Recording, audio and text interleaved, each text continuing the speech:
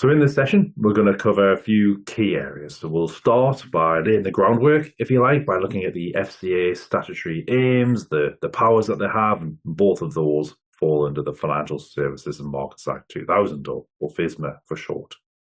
We'll then look at the biggest change in financial services compliance in recent years and what it means for firms.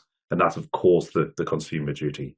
It now covers almost all areas of the way firms function. It's always within our thinking. So it's such an important area for us to delve into and be aware of. And it's constantly in development as well at the minute. So we're getting a lot of feedback from the FCA around the way firms have implemented the duty, the way they're interpreting certain requirements, what they see as good practice and not so good practice. So again, it's a living piece where the requirements are morphing over time. That's very much the way it's designed to be. So we'll bring you up to speed with the latest there. Then we'll look at the threshold conditions.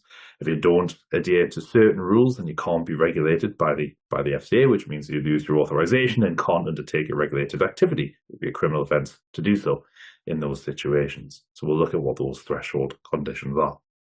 Now we've got a number of rules that we have to adhere to, and later in the seminar we'll talk about other rules like certain areas of the FCA handbook like CISC and DISP and PRIN.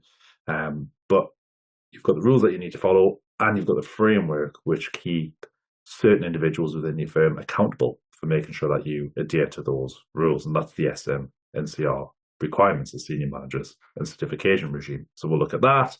We'll look at different parts of the FCA handbook, as I mentioned, the CISC, DISP and PRIN areas, but also look at areas that are to do with you being regulated, so SUP and DEP, for example.